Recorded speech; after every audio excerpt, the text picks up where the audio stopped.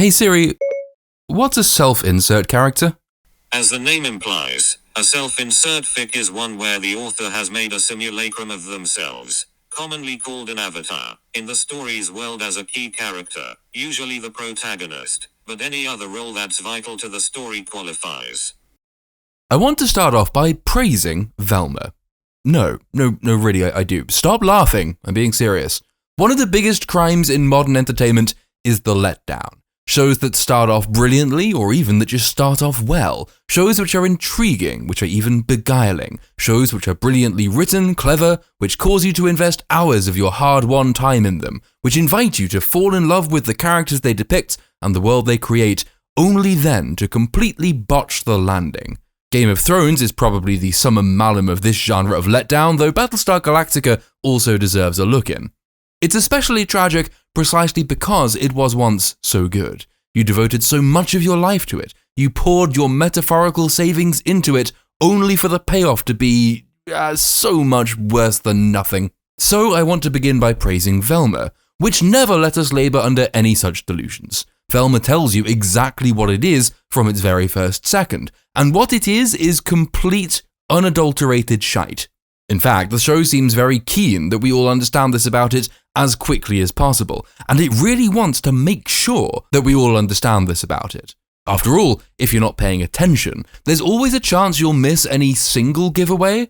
So, within its first 90 seconds, I'm not exaggerating, here's the proof, the show decides to hit us with cringe after cringe after cringe, an opening monologue complaining about how men get better origin stories than women. Normally, origin stories are about tall, handsome guys struggling with the burden of being handed even more power.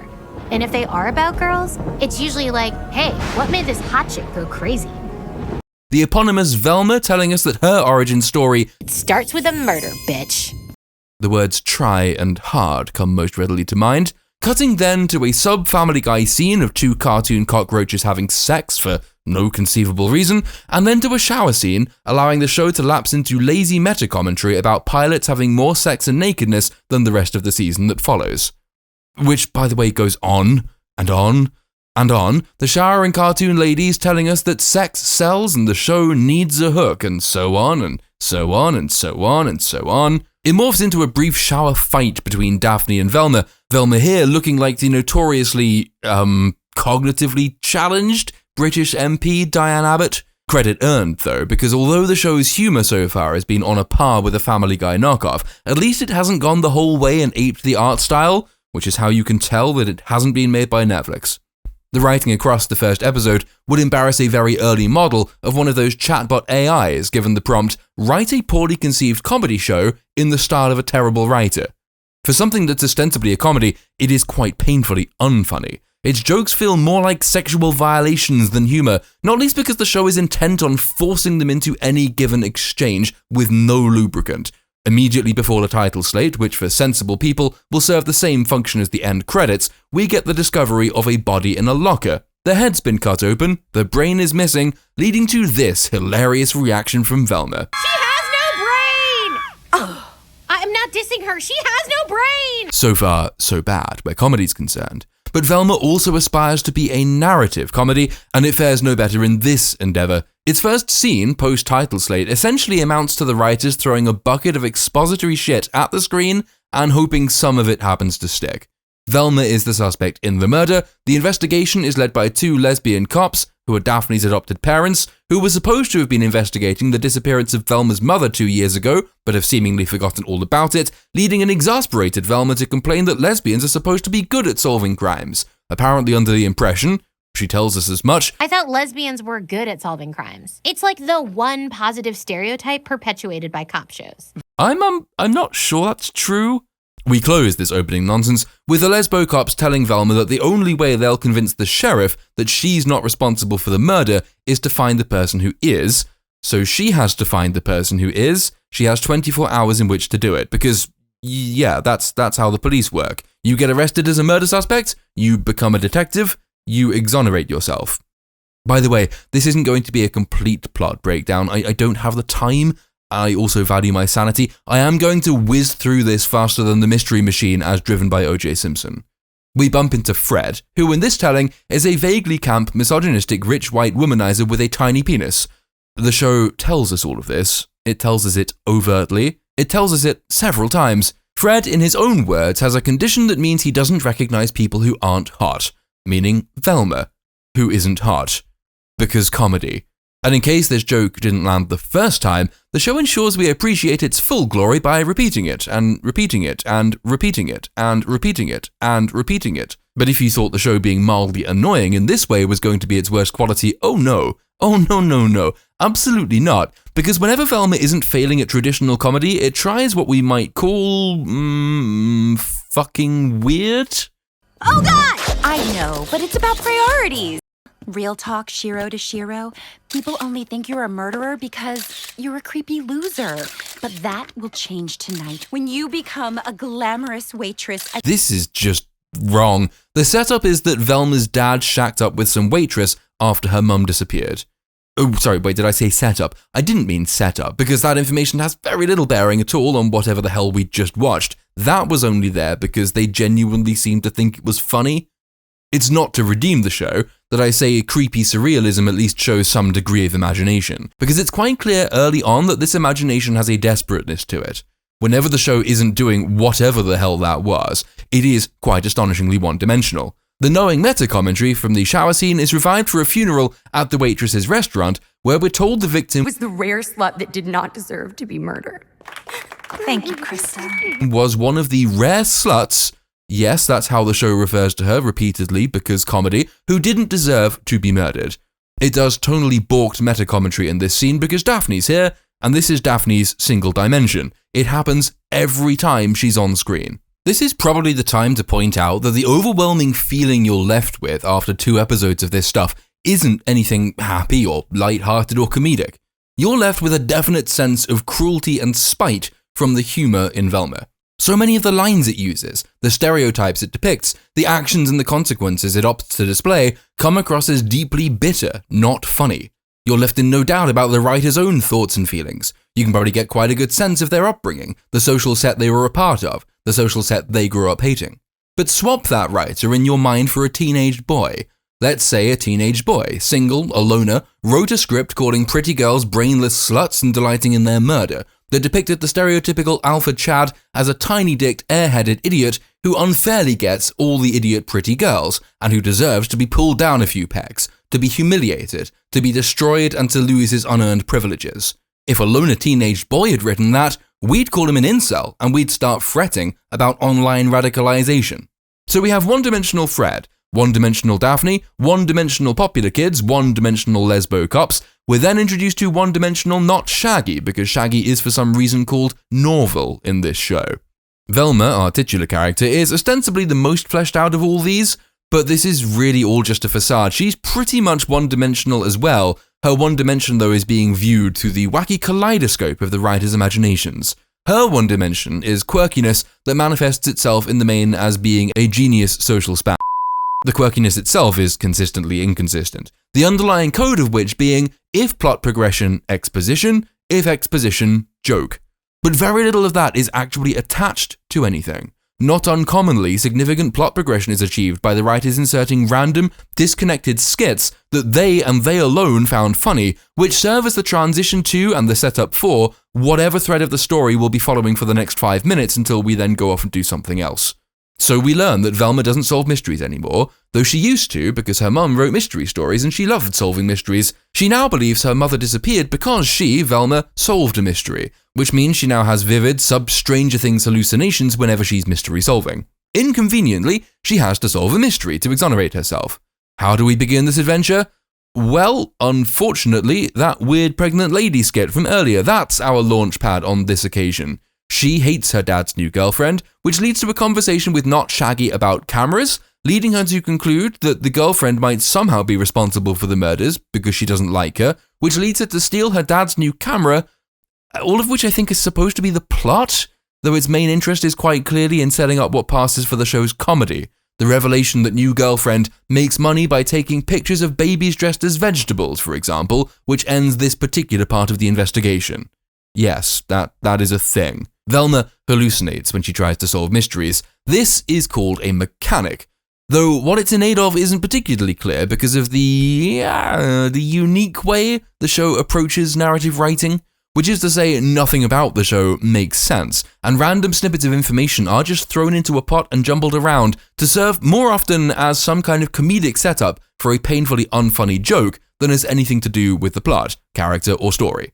This is a very clever way of ensuring your audience actively tries not to pay attention to what you're subjecting them to, because if you do try and identify what's going on story-wise, if you do actually try and invest in it, you'll more often than not be met with the narrative equivalent of a rickroll and left trying to pick up the scattered pieces of your mind.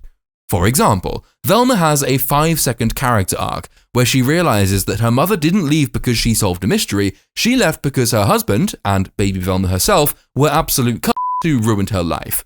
But the point of this isn't actually to tell a story. The point is that the writers want to throw in some random visual not humour in the form of flashbacks, where baby Velma sprays her mum with a hose, leading to her mum hitting herself in the eye with a cigarette, an eye that then comedically falls out of its socket in every subsequent flashback.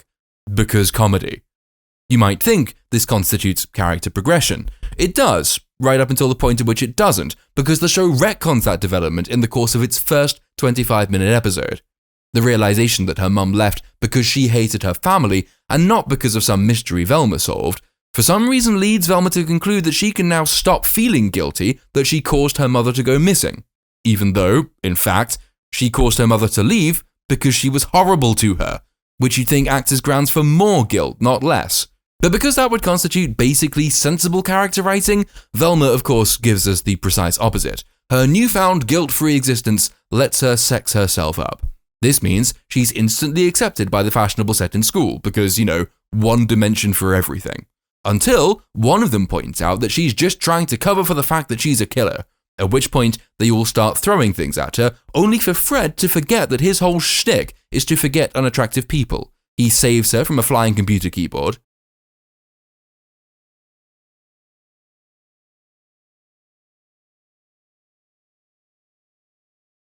redirecting it, whereupon it chops the leg off a passing stranger. Because comedy. He gives a speech in her defense, she is accepted again, but not by Daphne's set. They accost her in the toilets, whereupon we get this. Well, well, well. Well, well, well.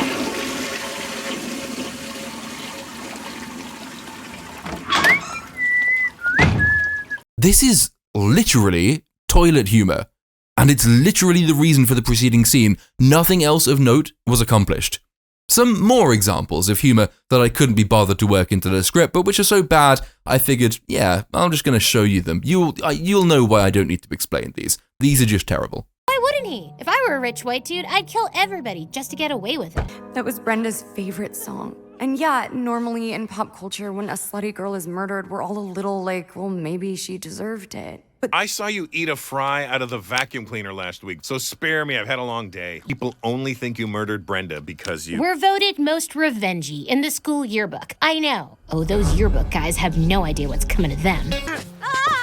Velma, did you fall? No, I'm cool and graceful like a swan. Okay, because it really sounded like you fell. That's the joke. Velma hallucinates her way into Fred's house. Suspicion for the murder falls on Fred, who has a deep dark secret. Fred's deep dark secret is that he hasn't finished going through puberty yet. Yes, that's it. The murdered girl saw this, she found this out, but before Fred gets to tell us what he did to shut her up, he is shot through both legs by the lesbo cops. He then insists that he only paid the girl to keep her quiet, he didn't actually murder her, but nobody believes him, so he gets arrested. Why wouldn't he? If I were a rich white dude, I'd kill everybody just to get away with it. Not Shaggy, who not so secretly loves Velma, asks why she's still hallucinating if she now doesn't feel guilty for her mother's disappearance, even though she should. She reasons that, actually, this unfathomably shoddy piece of character work probably shouldn't have been done to begin with, so now she's re-convinced herself that her mystery solving led to her mother's disappearance because her mother loved her too much to leave her. Which, well, that renders the entire mini-arc a harrowing waste of time, no? I suppose it's mitigated a little bit by the fact the entire endeavour has been a harrowing waste of time, and it's frankly baffling it should ever have been made. They find another brainless body in a dumpster. That's the end of episode 1. Episode 2 begins with a gag that's almost funny, a TV ad for a luxury gentleman's clothing chain with the tagline, "What are you, poor?" Yeah, I almost smiled at that one, but then, unfortunately, the plot happened. The advert is there because this company is owned by Fred's dad, meaning Fred stands to inherit it. This is all covered in a news report during which the reporter butchers Velma's name. Say my name. Vermin Dorkley. It's Velma Dorkley. Dinkley. Because comedy, only then to get her father's name correct Vermin's own father, Amon Dinkley. when announcing that he, being a lawyer, has agreed to represent Fred. Because fuck consistency. Not Shaggy and Velma arrive at school and see a bunch of probably stoned students. Not Shaggy says he wants nothing to do with 420 culture, or 420 humor. He asks Velma if she knows what 420 is, and she says, Yeah, it's code for adults who still watch cartoons. Is this a joke? Is it a joke? I mean, it had the cadence of a joke.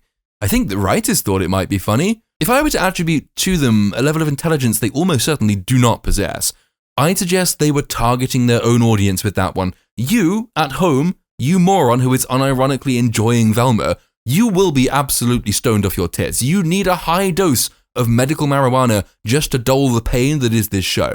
And now you've been seen by the show, and because you're so very high, you'll find this funny.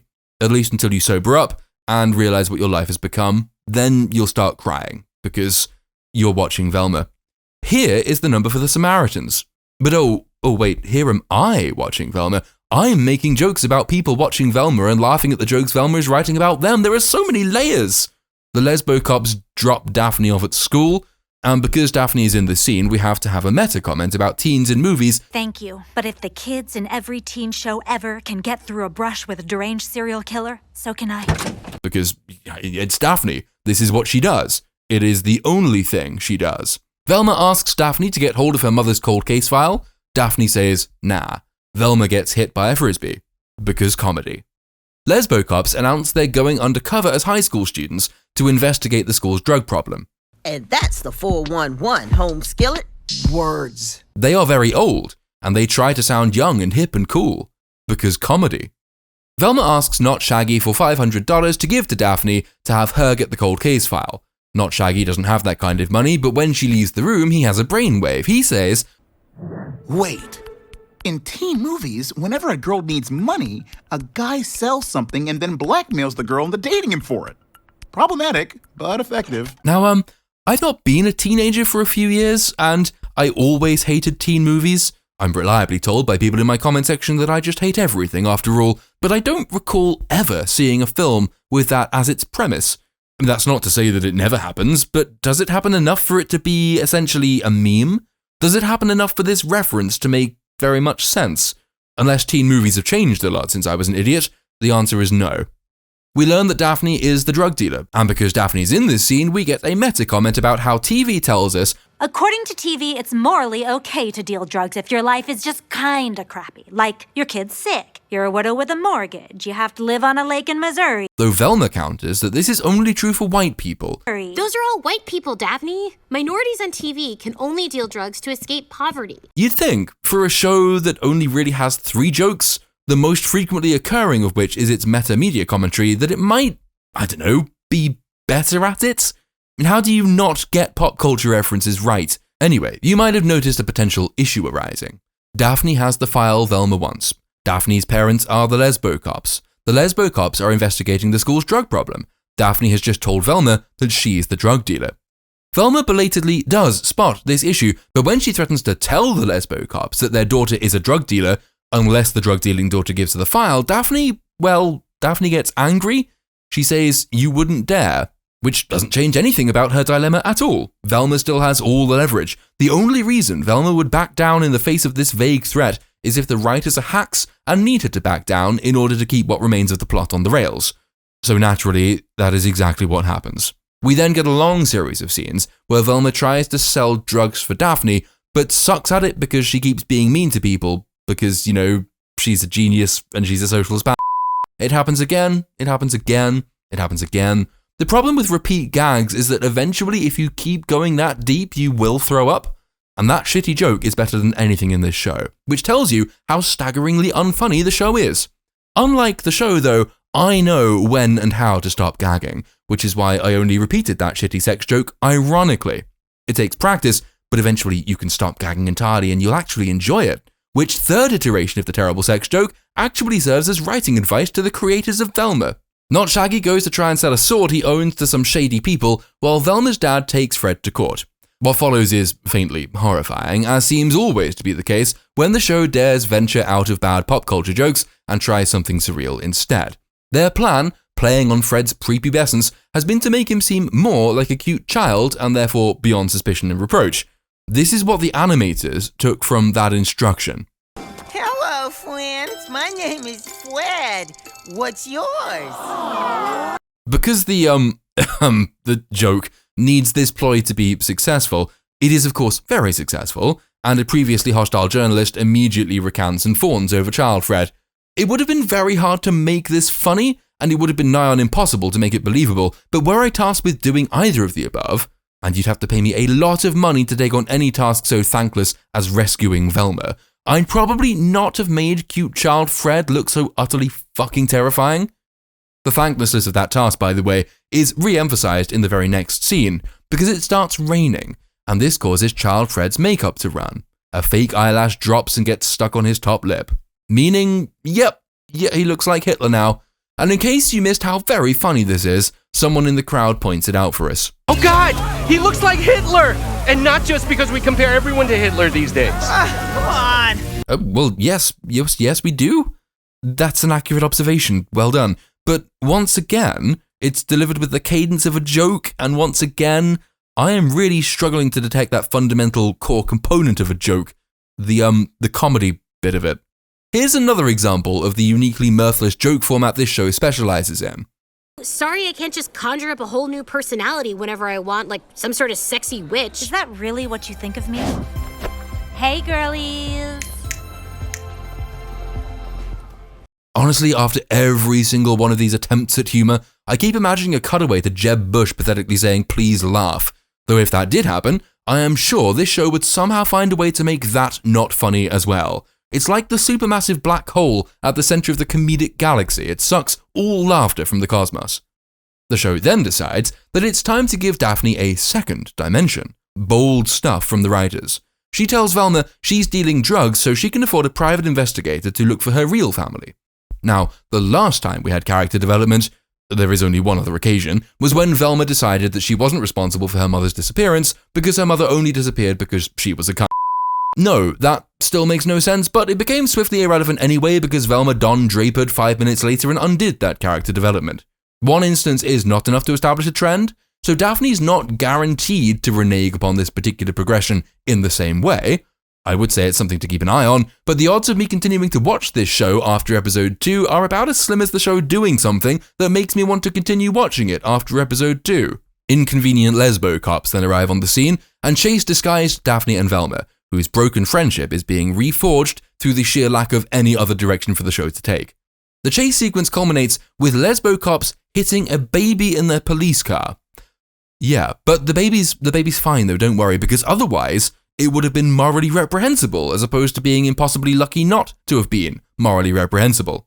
The show then indulges in that peculiar brand of aborted joke that's arisen in the age of the social justice gender woo-woo. God, where is that candy man? I mean, candy person. It could be anybody. This is a curious development in comedy because the gender woo-woo movement has simultaneously made itself unignorable, but impossible to really refer to. You're obliged not to assume the gender of any given third party, as in this scene, which has the whiff of a comedic setup to it, and rightly so, given how innately hilarious modern culture's stance on the gender question is. But you cannot actually make gender woo-woo the punchline of a joke, because doing that makes you all manner of ists and phobics. You're obliged to abort the setup that you had no choice but to include. It's a joke that's so ashamed of itself that it doesn't let itself finish, but so obsessed with itself that it can't not begin, which is a sure sign of totalitarianism, that mini-true moment where Winston Smith has to try to force his brain to disregard the simple, logical nonsense the regime imposes on him as truth. Oh shit, I can't believe I almost got conceptual in a Velma review. We can't be having that. I don't want to cover the show any longer than I have to, let's just move swiftly on. Velma orchestrates a distraction that calls the lesbo cops away. They hit a load of American football players on a field as they drive off. As with the baby scene from earlier though, nobody actually dies, because the show can't actually decide what its relationship with gore and graphic violence is. We've already had a man decapitated by a flying computer keyboard, and we've had 2 brainless corpses, and we've had Fred shot twice through the legs, and we've had whatever the fuck this scene was. Yes, I am only playing that again because it makes you uncomfortable. You're welcome. Which might lead you to believe the show has no problem with surreal, consequence-free bloodshed, and that it might even be going for that kind of humour that makes the incongruity of bloodshed a comedic beat. But since then, we've had 2 opportunities to emulate that, very studiously swerved. I can understand not killing the baby, though by far the wisest course of action there would have been not to have the police car hit a baby in the first place, because the punchline it actually went with, Oh, baby, want cheat cake? Had what you might call an antipathetic relationship with humour. But hell, why not have the lesbo cops randomly mow down a bunch of college-aged football jocks? That would have been edgy. The show wants us all to think that it's edgy, yet it fakes out whenever the edge gets too close or too sharp. It doesn't seem to have the courage of its convictions. Daphne and Velma are still making up, and they're nearly making out. Are we going lesbo max here as well? I guess we'll see. Or, well, we won't see because I'm dropping this show as soon as possible. It's a figure of speech though, it's in the script now. I'm not putting any more work into this edit than the show put into finding a reason to exist. Anyway, we've gone 5 minutes without a random and convoluted moment of plot progression, so now we have Velma's dad offering to give her the $500 for the cold case file in exchange for Velma helping him prove that Fred, who she basically convicted, is actually innocent.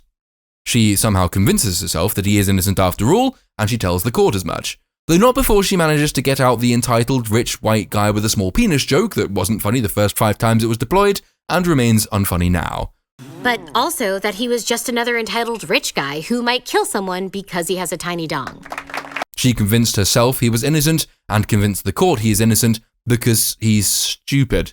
The show's moved on from his previous one dimension, the I only recognize hot people shtick, so now he is an idiot who can't cut his own food.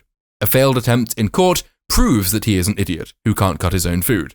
Because a kid who can't cut his own food can't cut people's brains out, he is deemed too stupid to have committed the crime. He is innocent because he is dumb. He is dumb, and that is his one dimension. He's had 2 dimensions, but only one at a time. Because comedy, I guess? I don't know. I don't care anymore. This public embarrassment makes idiot Fred angry, so he holds the knife menacingly aloft and says he absolutely could have killed the girls if he'd wanted to, leading the judge to pronounce him guilty because stupid Fred. Velma's response, by the way, Wow, blonde-haired people have bad days too. You see, the thing about playing on tropes for humour is that they do actually have to be, well, tropes. You can't just invent them on the spot and then have a character comment on them as if they're common knowledge.